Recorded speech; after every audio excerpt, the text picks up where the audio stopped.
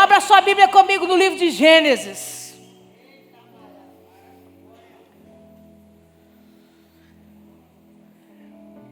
Gênesis capítulo 3.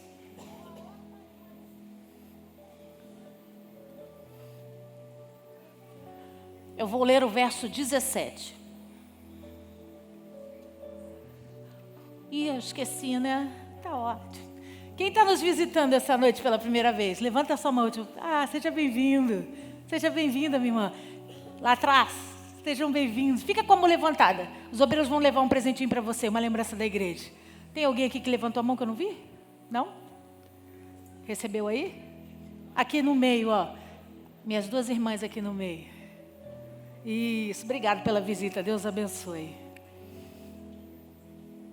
Isso. Glória a Deus. Você abriu aí? Gênesis capítulo 3, verso 17.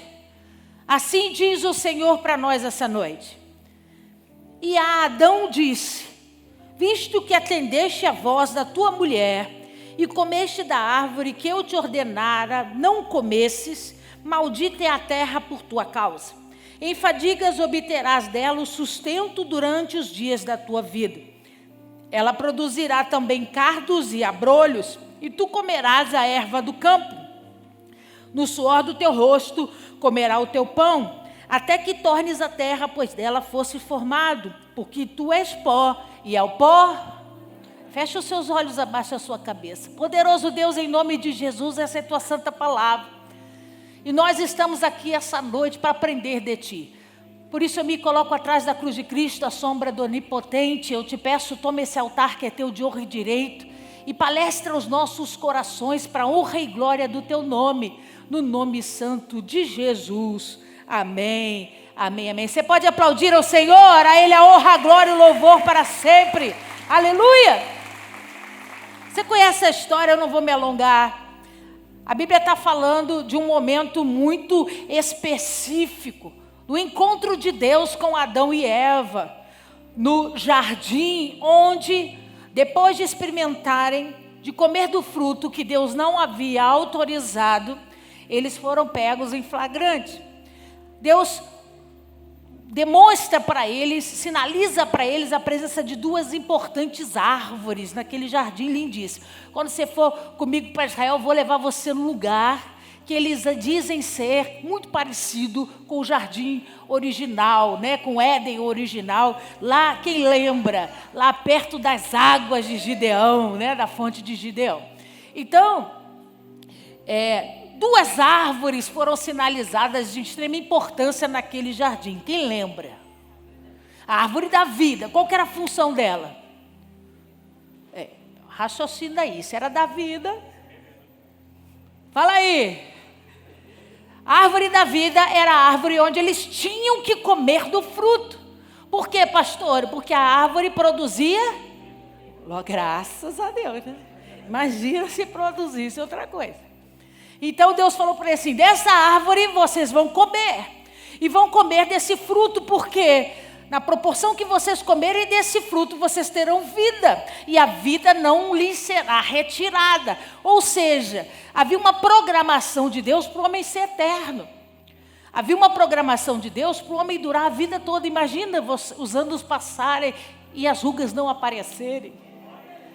A gente não ficar com dor na coluna, dor na lombar, sendo sócio do Dorflex, que lá em casa nós somos, né? Do Dorflex e do negócio que o pastor cola nas costas. Como é que é o nome daquilo? Você também sabe, né? Imagina viver num tempo onde a gente não ia passar por nada disso, o corpo jovial e eterno. Mas aí Deus fala para Adão e Eva assim: mas essa árvore daqui, eu não quero que vocês comam não. Porque essa daqui tem uma propriedade.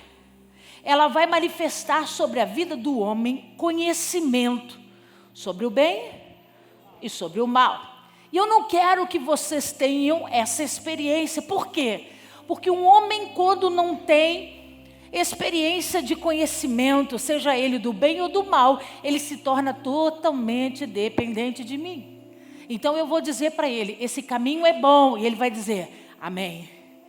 esse caminho é saudável, ele vai dizer, glória a Deus. Por quê? Porque ele não quer conhecer outro. Ele não quer experimentar outro. Ele quer seguir na direção de Deus. Então, quando Deus criou aquele jardim magnífico, ele disse para Adão e para Eva, essas duas árvores vão sinalizar e resumir a história da vida de vocês. Comam do fruto da árvore da vida e sejam eternos. Não toquem no fruto da árvore do conhecimento do bem e do mal, porque essa vai levar vocês à morte. E aí, a Bíblia conta para nós com detalhes que um belo dia, Eva se viu questionada por um animal, que naquela época, naquele momento, não parecia com a cobra, com a serpente que eu e você vemos hoje, né? Ela tinha pernas, parecia mais um lagarto, né? Do que uma cobra especificamente. E esse lagarto começa a falar com a Eva. E ela diz assim, me lembra aí o que foi que Deus te disse mesmo sobre as árvores? Ele disse assim, ele não disse assim para você, não comereis de toda árvore do jardim? Aí a Eva, ouvindo, né, a indagação daquele animal, resolve corrigir, diz assim, não, Deus disse, do fruto das árvores do jardim podemos comer, mas do fruto da árvore que está no meio do jardim, disse Deus, dele não comereis, nem tocareis nele, para que não foi nada disso que Deus disse. A vida da gente começa a estragar quando a gente coloca palavras que Deus nunca falou. A gente começa a desandar quando a gente começa a acreditar em circunstâncias e coisas que Deus não demonstrou para nós. Não foi nada disso que Deus disse para Eva. Deus não disse que ela não podia comer da árvore do centro. Qual que era a árvore do centro? Era a árvore da vida. Era a principal árvore. Como é que ele ia dizer que ela não podia comer? Se era daquela que ela precisava se alimentar? Não foi nada disso que ele disse. Ele disse, a árvore do conhecimento, essa você não pode comer, porque essa vai levar você à morte. Mas como a serpente fez uma pergunta e fez ela pensar, ela se enrolou na resposta. O diabo é tão astuto, que ele não vai chegar para você te induzindo. Ele vai fingir que você está tomando a decisão, que você que está fazendo a escolha. E vê se não é isso que as mulheres fazem em casa com os maridos, né? A gente diz para ele, eu tenho que fazer isso ou aquilo, você resolve. A gente joga a bola para ele achar que ele está resolvendo alguma coisa, né? Mas nós vamos fazer as duas do mesmo jeito, não é assim? E aí eles acham que decidem, é um enganando o outro, né? E foi exatamente o que o lagarto, né, assim dizendo, fez com a Eva. Jogou, ela caiu. E aí ele confirma a história e diz, não vai ter problema nenhum se você comer desse fruto. O Deus é tão bom. Você não serve um Deus de bondade. Deus jamais te castigaria. E vê se não é o discurso de hoje. Esse Deus é tão bom, jamais vai castigar você por qualquer coisa que você venha fazer. Deus é amor. Deus te ama do jeito que você é. Deus quer fazer sua felicidade para Deus é mais importante do que qualquer coisa. Você está aí? Concordo com tudo isso, desde que isso tudo esteja debaixo do propósito de Deus para a sua vida. Tudo que está fora do propósito de Deus para a sua vida faz você cair, não você crescer. E aí, quando eles experimentam desse fruto, algo imediatamente acontece, que a Eva não fica feliz em comer do fruto, ela dá para o Adão, né? Ela dá o fruto, o Adão come, e aí a bagaceira é completa. E aí a Bíblia vai dizer para nós que imediatamente os olhos deles se abrem, e eles começam a sentir vergonha de estarem nus. Pegam folhas de figueira, por isso que os judeus acreditam até hoje, que o fruto da árvore da vida, da árvore que eles não podiam comer, era o figo. Porque imediatamente eles usam a própria folha daquela árvore e costuram roupas para eles, né? Para eles se esconderem da presença de Deus. Aí Deus se apresenta, chama Adão no meio do jardim, no final do dia, e onde é que você está? Ele diz: eu vi que você estava chegando, me escondi, porque eu estava nu, fiquei com vergonha. Aí Deus, não é bobo nada, disse assim: quem te disse que você estava nu? Você comeu do fruto, não foi?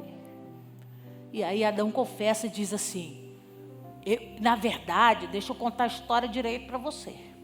A mulher que tu me deste como esposa me fez comer. Que até no jardim, amigo, diante do próprio Deus Altíssimo, o povo não encara a verdade. Diante de Deus, não tinha outro homem ali, era só ele e Deus. E ele transfere a culpa para Eva, que ele não consegue se arrepender diante de Yahvé. E você acha que hoje é fácil? Você hoje acha que hoje é fácil os homens entrarem nessa linha de arrependimento? Se Adão não teve temor do próprio Yahvé, quem dirá nós, que vivemos aqui confortavelmente debaixo dessa nuvem chamada graça? Cutuca esse irmão que está ao seu lado e diga para ele: é, amigo. Aí Adão fica triste e Deus fala para ele assim: infelizmente vocês me desobedeceram e isso vai acarretar alguns problemas. E aí Deus começa uma sentença. Vira para esse irmão que está ao seu lado e diga para ele: toda vez que nós desobedecemos a Deus, sentenças são designadas sobre as nossas vidas. Aí ele começa a dizer: primeiro, Deus condena a serpente. Lê comigo. Versículo 14. Então o Senhor Deus disse à serpente: visto que isso fizeste, maldita és tu entre todos os animais domésticos, e o és entre todos os animais selváticos, rastejarás sobre o teu ventre e comerás pós todos os dias da tua vida. Então, se a maldição foi instaurada sobre a serpente, a gente entende que ela não rastejava antes, né? Ela tinha patinhas, ela andava. A sentença de ter que rastejar sobre a terra foi dada depois que o diabo usou a serpente. Você está aí? Diga amém. Então, vira para esse irmão que está ao seu lado, capricha e diz assim: até a serpente pagou o preço da desobediência.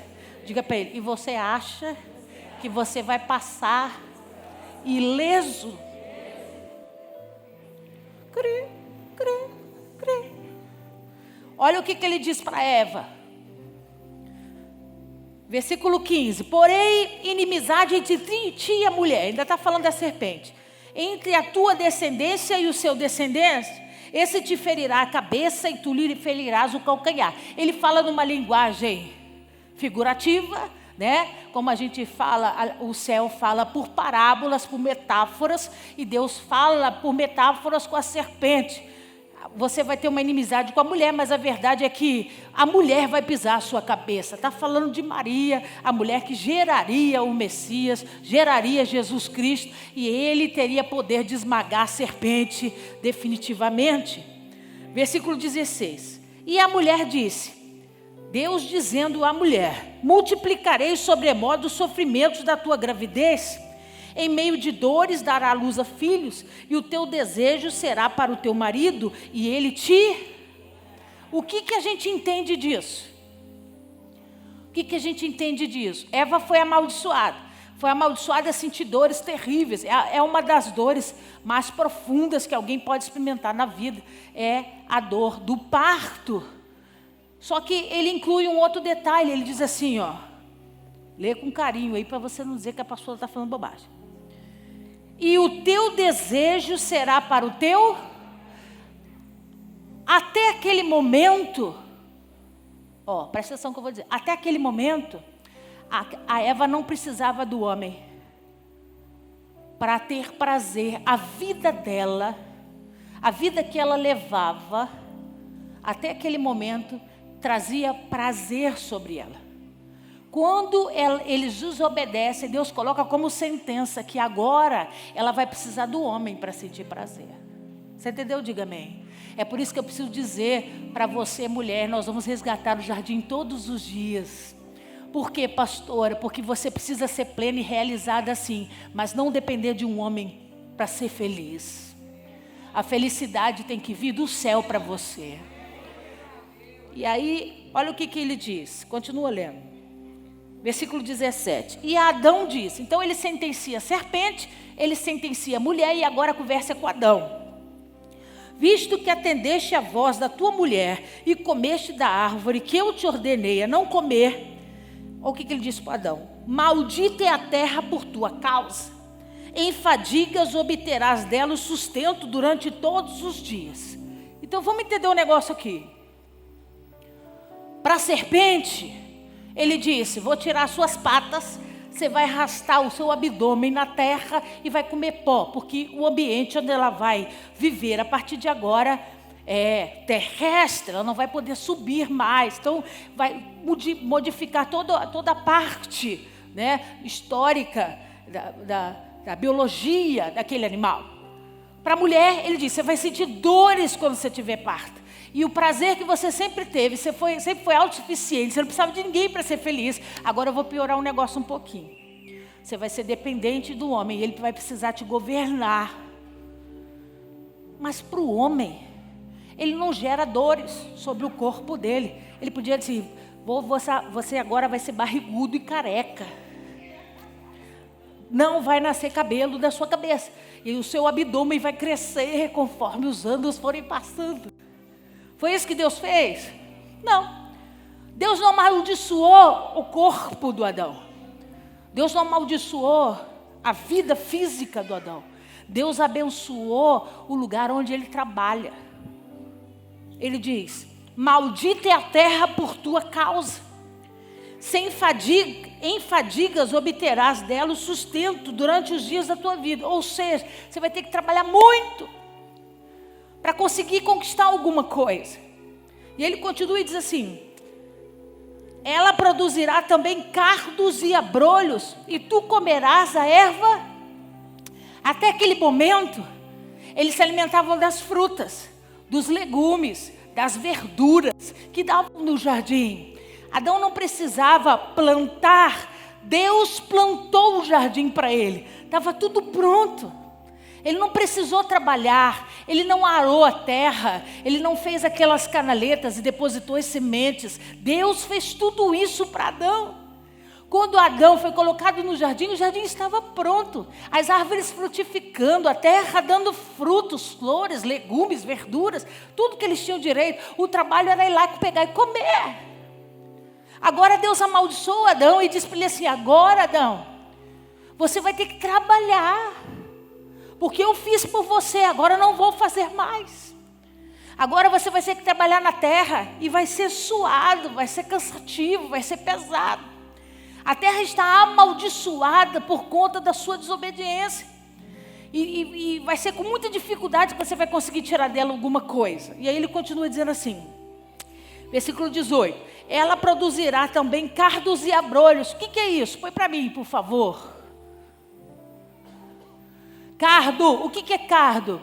Planta das famílias das compostas, considerada praga de lavoura, de flores amarelas, folhas com espinho acinzentadas, caule ereto, revestida de pelos, planta espinhosa, espécie de cactus. Até esse momento, a terra não tinha essa espécie de planta, que era põe a foto, que era espinhos.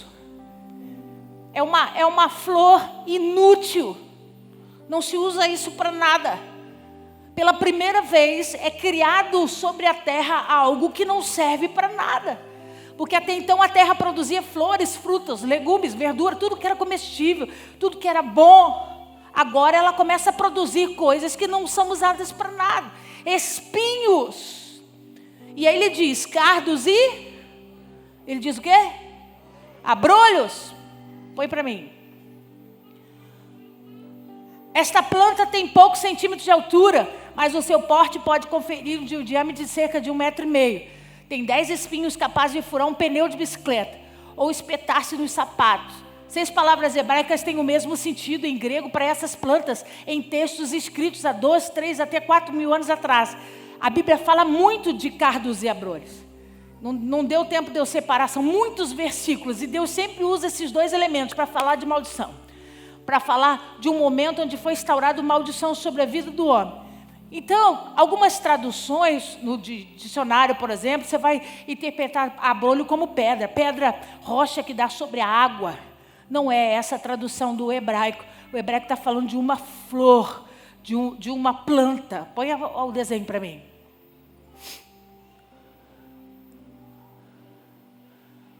Ó, serve para bodega nenhuma. Esses pelos, amigo, além de furar, coça aquela desgrama.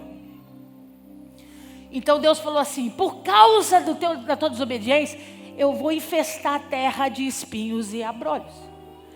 Plantas que não servem para nada. Bota outra para mim. Mas o que ela vai fazer?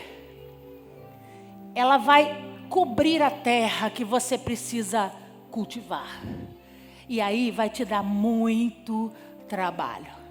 Porque primeiro você vai ter que remover toda essa plantação que tem espinhos, que vai coçar você, que vai te dar irritação, para você conseguir chegar na terrinha aqui de baixo. Preparar essa terra, semear, para você conseguir plantar e esperar o tempo para colher. Você está aí, diga amém. Amigo, que inferno. O que Deus estava dizendo para ele é: eu te dei tudo de beleza, de moleza, só pedi obediência. O que você fez? O que você fez? Cada um com seus problemas agora. Agora, ó, levanta a manguinha e vai arar a terra. E vai tirar os abrolhos, se você quiser comer. Se você quiser sobreviver, porque agora não tem mais vida eterna não. Ó. Se não comer, morre. Se a alergia infeccionar, morre. Porque não tem mais vida eterna. Você está pegando? Diga amém. Ele continua e diz assim: no suor do teu rosto comerás o teu pão, até que tornes a terra, pois dela fosse formado, porque tu és pó e ao pó. Ele falou assim: vai ser assim até o dia que você morrer. Que sentença dura, que sentença dura. Imagina alguém que foi criado em berço de ouro, alguém que nunca precisou pagar uma conta, alguém que não sabe nem o valor de uma conta de luz, que não tem nem ideia, porque sempre viveu numa casa abastada, cheia de dinheiro. De repente, ele acorda sem um centavo. Ele acorda sem nem saber por onde começar, porque era só abrir a porta da geladeira, tinha comida lá. Era só sentar na mesa, e tem muita mãe que faz isso até hoje, né? Bota o pratinho do neném, barbudo, de 25 anos. E aí o barbudo chega lá, comida quentinha em cima da mesa. Minha mãe tem um barbudo de quase 80 em casa. E fica esperando. Esses dias, fez sopa. Ele pegou a sopa da panela, botou no prato, não esquentou, estava grossa. Aí ele sentou, deu 2 colheradas, daqui a pouco veio ele embora. Eu falei: tu vai comer não, pai? Aí ele: não, a sopa estava grossa, estava ruim. Eu falei: você tomou sopa fria? Aí ele: estava fria. Eu falei: você não esquentou não? Ele: eu não. Como que dizendo, que absurda essa pergunta, né? Porque tem que dar na mãozinha, não tem jeito, né? Você imagina o terror que foi para Adão acordar e entender que agora ele não era mais dono daquela terra, que agora ele não tinha mais governo sobre ela, que agora ele teria que trabalhar e cuidar dela para que ele pudesse pensar em deixar alguma coisa para os seus filhos. O que acontece com isso, pastora? Isso acontece na minha vida e na sua vida por conta desse comportamento de desobediência. Quando nós nos portamos em desobediência a Deus, Deus traz dores, traz enfermidades sobre o corpo, que foi o que aconteceu com Eva. Mas Deus amaldiçoou a terra por nossa causa. Você sabe que a terra que você está pisando pode estar amaldiçoada porque os teus avós desobedeceram? Porque os seus pais desobedeceram. E agora, você está tendo que arrancar abrolho com a mão, ferindo os seus braços, você transpira e soa todo mês para conseguir ter um valor que vai dar ali, ó, na risca. Não sobra nem para tomar um sorvete.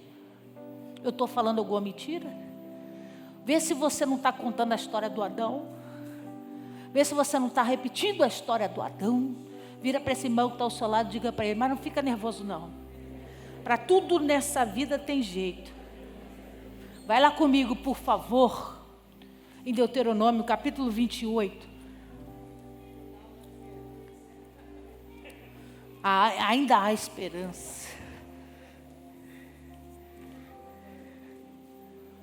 Vamos ler o que Deus fala sobre a vida daqueles que foram amaldiçoados. Deuteronômio capítulo 28, eu quero ler a partir do verso 38.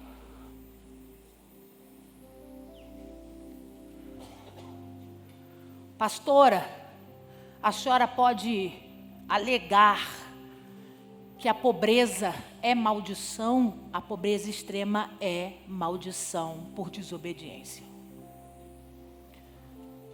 Pastora, isso é muito sério. A senhora não está julgando, não, amigo, eu estou lendo Bíblia. Não tem como alguém que obedece a Deus viver momentos de extrema pobreza. Porque a Bíblia diz que o justo, fala aí mais alto, o justo, Deus não é homem para que minta, nem filho do homem para se arrepender. Se o justo não mendiga o pão, quem está mendigando não é justo. Está em desobediência. Olha aí, 38. Lançarás muita semente ao campo, porém colherás pouco, porque o gafanhoto hás muito trabalho, pouco rendimento. Você vai trabalhar o dia todo para fazer 600 coxinhas.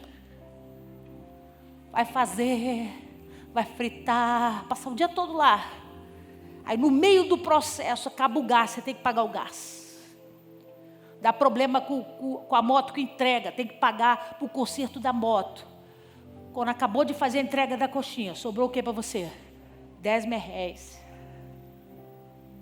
Aí você diz, caraca, fiquei 12 dias trabalhando igual um doido.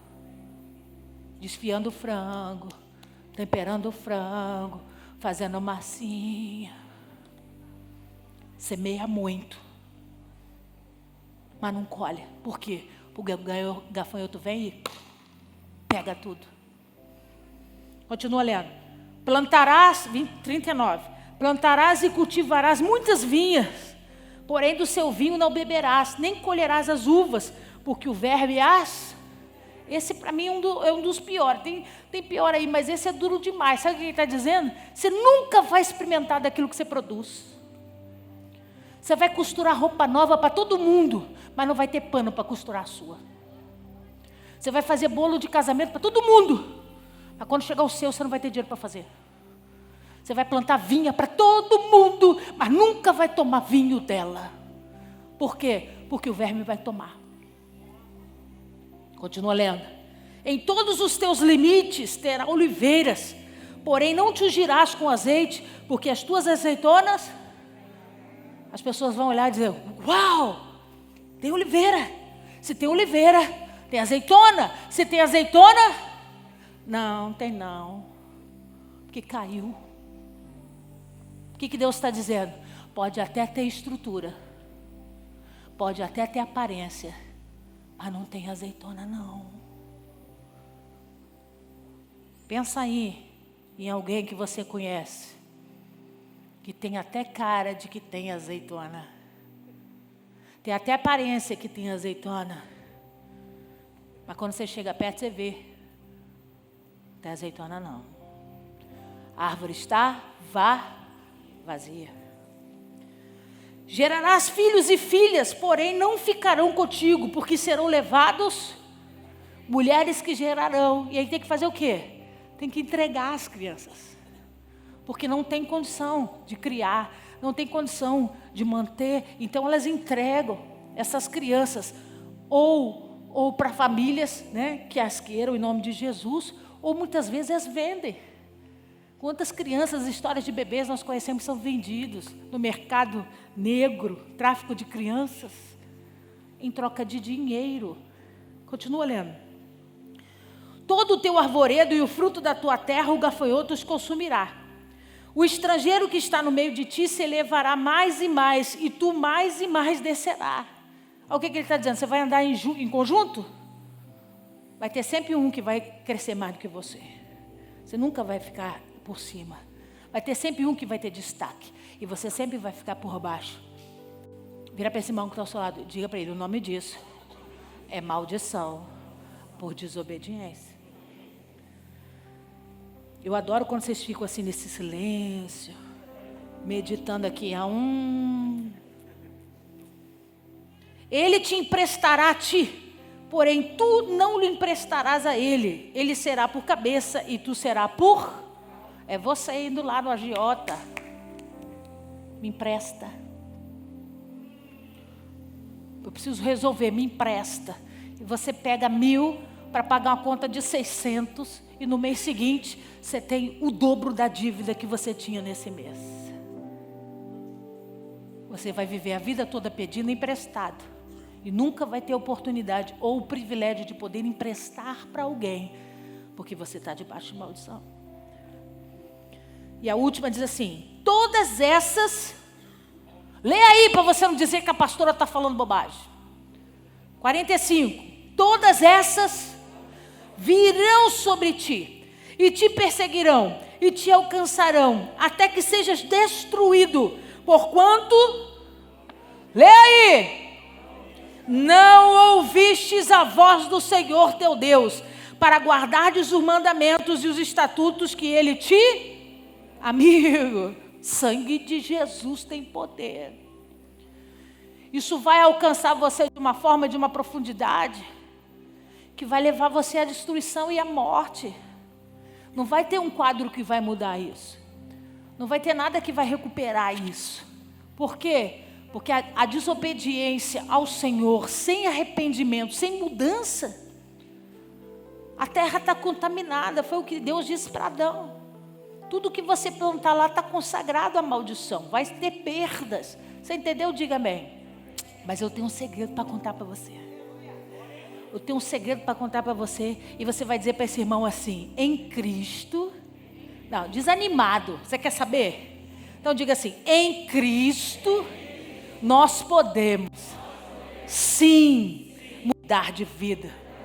Vamos ler um texto em Provérbios, rapidinho, capítulo 10. A esperança. Fica na intercessão aí.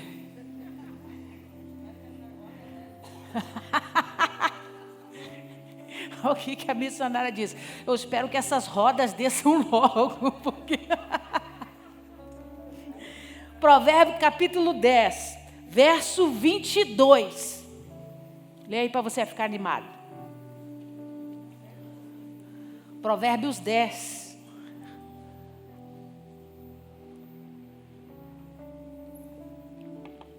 Verso 22. Você achou? Ó, o que diz? Olha aqui para mim. Essa é a palavra de Deus. Essa é a vontade de Deus sobre o homem. Toda vez que nós lemos as Escrituras, aqui está escrito a solução de todas as coisas. Olha o que está escrito no versículo 22. As bênçãos do Senhor enriquecem, e com ela Ele não traz... Olha o que ele está dizendo. Diferente do discurso da maldição, quem tem a bênção prospera. Quem tem a bênção de Deus cresce. Quem tem a bênção de Deus semeia e colhe. Quem tem a bênção de Deus come do fruto do seu próprio trabalho. Quem tem a bênção de Deus empresta e não pede emprestado. Quem tem a bênção de Deus dorme sem perder o sono, porque não vai precisar cair na mão de agiota. Por que, pastora? Porque está debaixo da bênção de Deus. A maldição foi retirada, não tem como trilhar em dois caminhos. O Senhor disse isso, subi aos montes. Josué, debaixo da orientação de Josué, e subir um monte e anunciar as maldições, e subir no outro e anunciar as bênçãos. E ele diz: existem 2 caminhos para vocês trilharem: o da bênção e o da maldição. Vocês é que escolhem. Quando nós escolhemos trilhar o caminho da bênção, a maldição tem que ser retirada. E ela vai ser retirada hoje da sua vida, na autoridade do nome de Jesus. Tem que sair para a bênção entrar. Pastora, mas como é que a gente faz isso? Com oração? Como é que a gente faz isso? Com jejum? Eu já estou disposto até a fazer 21 dias de jejum aqui. A mudar essa situação, esse quadro. Como é que nós vamos, pastora, virar essa chave? Vai lá comigo, por favor. Em Mateus 27, 27.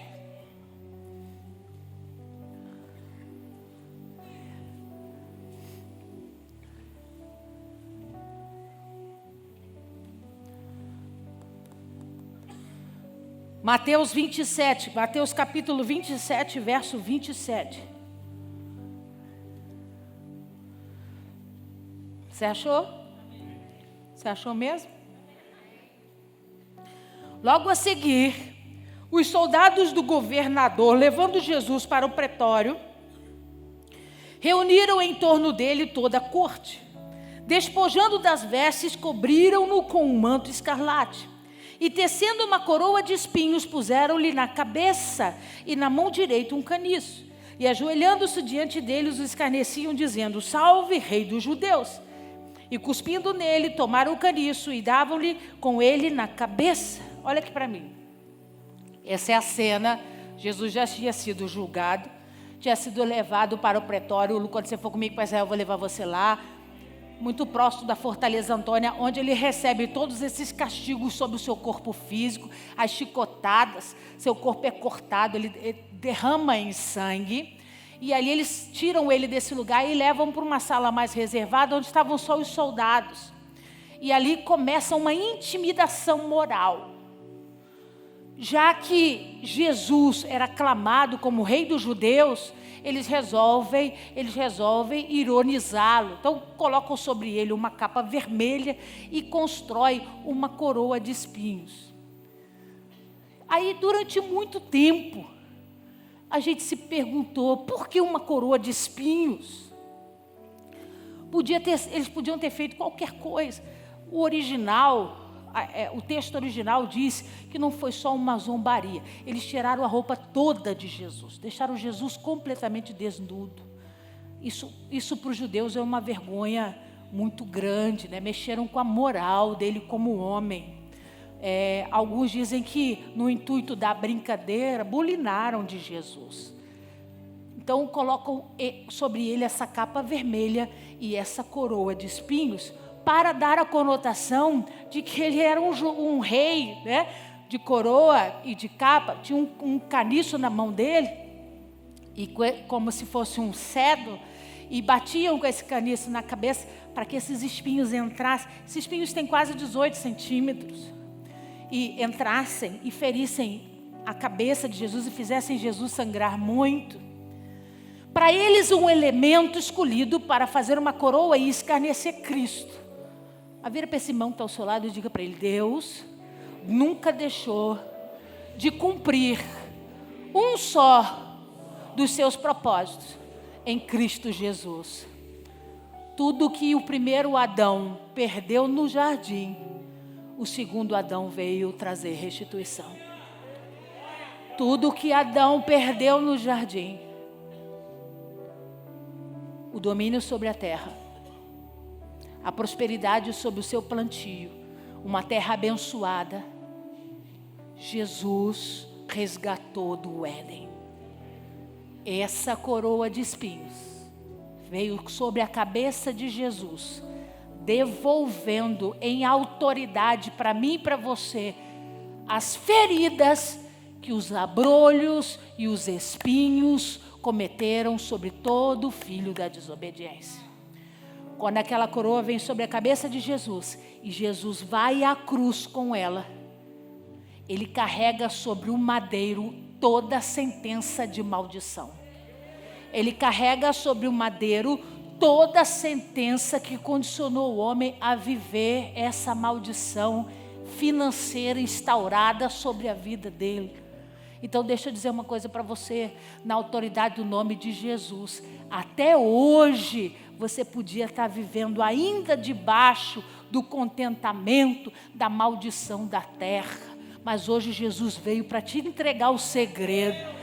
Eu resgatei os abrolhos e os cardos da terra para derramar sobre o meu filho a bênção que gera prosperidade e que com ela não traz desgosto algum.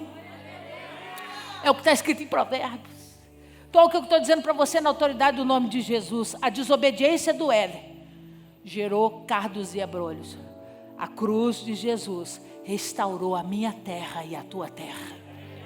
Restaurou. Pastor, a gente vai parar de trabalhar e vai viver como Marajá? Não, mas agora você vai plantar um saquinho de feijão e vai colher 20. Agora você vai fazer as coxinhas e vai sobrar dinheiro para você. Agora você vai fazer o bolo e vai fazer o do seu casamento também. Você vai prestar o serviço e vai ser abençoado com ele. Porque agora todo fruto que Deus colocar na sua mão está debaixo de bênção e não de maldição. Aleluia, aplauda ao Senhor. Quem quer viver essa virada de chave? Fica de pé no seu lugar.